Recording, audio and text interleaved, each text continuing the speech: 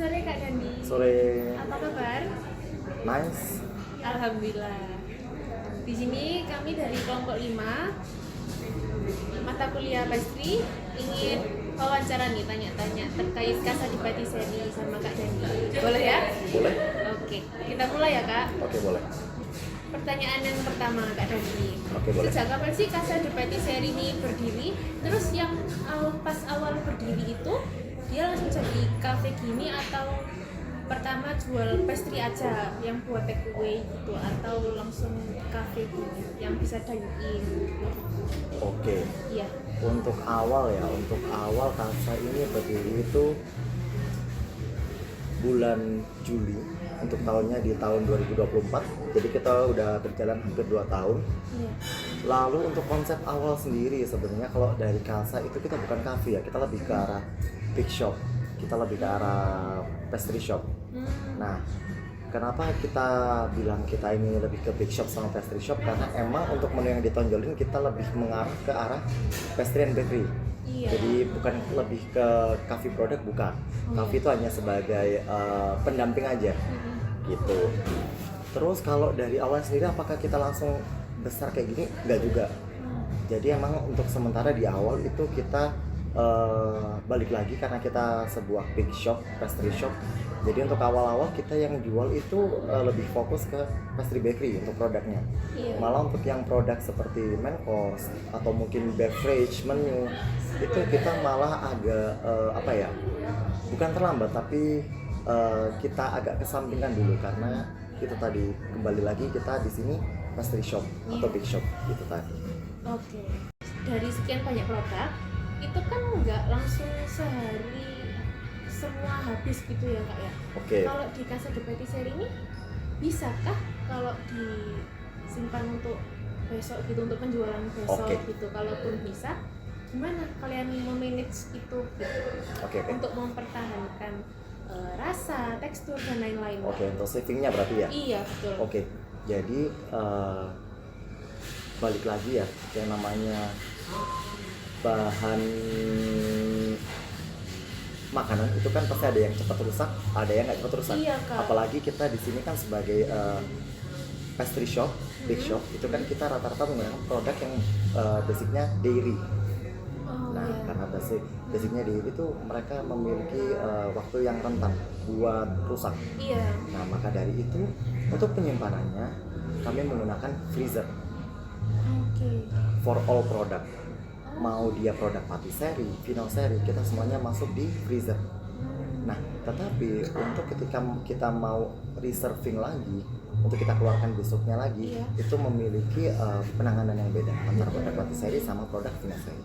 Oh wow. Gitu. Oke.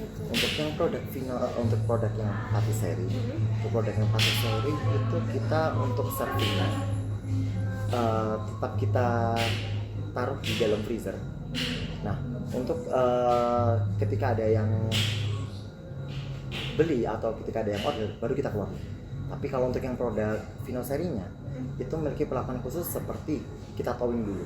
Oh iya. Ketika dia sudah suhu ruang baru kita baking lagi.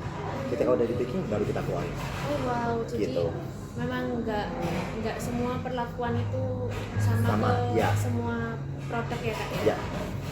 Terus selain menjaga mood, itu apa sih yang biasanya dilakukan Casa de Patisserie ini untuk menjaga kualitas produk-produknya gitu? Oke. Iya. Itu menjaga kualitas ya? Iya. Oke, jadi kalau di Casa ini itu aku sebagai orang kitchen, kita terbiasa dengan yang namanya standar recipe Oke, iya. for all product. Jadi jangankan untuk standar recipe setiap pembuatan, untuk setiap serving pun semuanya kita scale, semuanya kita scaling. Iya. Jadi semisal, ada orang order satu butter almond croissant nih, Iya. kita timbang berapa ya untuk krim almondnya nih yang kita butuhin.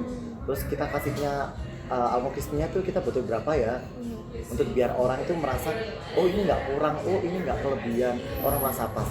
Nah setelah kita menemukan itu tadi, oke kita catat, itu yang kita jadiin standar CP.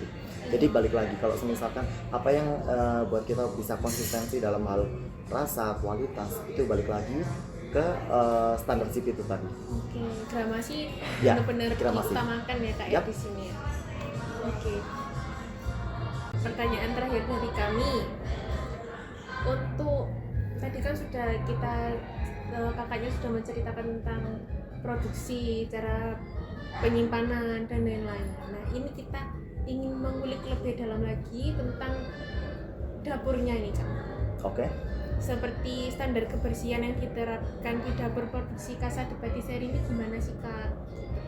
Kebersihan kitchen atau bahkan krunya sendiri gitu. Oke. Iya. Kalau kebersihan kita mulai dari kru dulu ya. Iya, Berarti tergantung sama grooming. Mm-mm. Nah, kalau mulai dari grooming sih, kalau dari kami itu yang pertama pasti harus rapi. Rapi. Rapi itu wajib. Iya. Nah, kalau dari anak server sama anak kitchen kan beda. Kalau yang anak server yang pasti yang pertama harus rapi, berpenampilan menarik, terus wangi itu wajib. Sama good looking itu bukan terbatas karena kamu ganteng, kamu cantik, enggak. Iya. Tapi orang lihat kamu, orang tuh langsung seneng Iya. gitu. Nah, kalau yang anak belakang sendiri, kalau untuk dari pribadinya mereka yang pertama mulai dari kebersihan diri. Contoh, kuku nggak boleh panjang. Mm-mm. Terus ya kalau memang merasa bahwa rambutnya panjang, pakai hairnet, pakai topi. Iya. Kemudian juga balik lagi untuk dari masing-masing dari mereka juga setiap servingnya, setiap kita melakukan processing produk, kita pakai yang namanya hand glove Oke. gitu. Tapi memang ada beberapa untuk produk-produk kita yang kita tidak menggunakan hand glove, jadi kita Iya. pakai tangan langsung. Iya. Tapi ya itu tadi kita usahakan untuk setiap setelah kita selesai memegang sesuatu, kita cuci tangan. Cuci tangan, Iya. pakai sabun.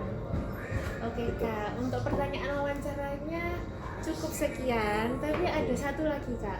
Boleh minta saran pesan buat penggiat pastry dan bakery di luar sana nggak kak? Buat kami juga mahasiswa, Buat apa? mahasiswi pegiat Oke. pastry dan bakery shop di luar sana yang suka pastry, yang jualan, yang pembelinya suka, ada nggak kak pesan? Oke, buat yang pegiat khususnya buat yang jual ya. Iya, yang jual. Kalau dulu. buat yang jual, yang pertama jangan gengsi. Oke. Jangan gengsi itu maksudnya terkadang kan kalau kita mau jual produk tuh kita lihat produk orang tuh bagus-bagus, jadi kita kayak minder. Iya. Nah, tapi kita pede aja, kita punya produk, kamu yakin produk kamu enak, kamu yakin produk kamu layak dijual, catching, jual aja, nggak masalah. Terus yang kedua juga banyak-banyak R&D. Nah, karena kan bahan-bahan pastry bakery itu kan banyak banget, ya kan. Iya. Ya mungkin kamu bisa combine sesuatu yang orang tuh nggak terpikirkan bahwa oh ternyata bisa ya ini dicombine tuh, Iya. gitu. Sama ya jangan bosan belajar aja sih, gitu. Terus buat untuk yang pembeli khususnya kan di Kota Malang ya, Iya kak. cuma satu sih, Apa itu kak? jangan FOMO. Iya, oke.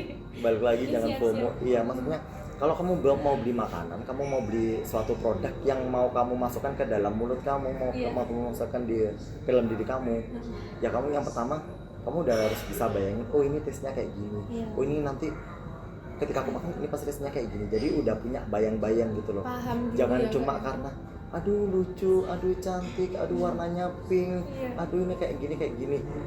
Ya mungkin dia warnanya pink, tapi kalau dalamnya ada apanya kan kita juga nggak tahu. Iya, Kan? Kak. Jadi tampilan tuh nggak menjanjikan 100%.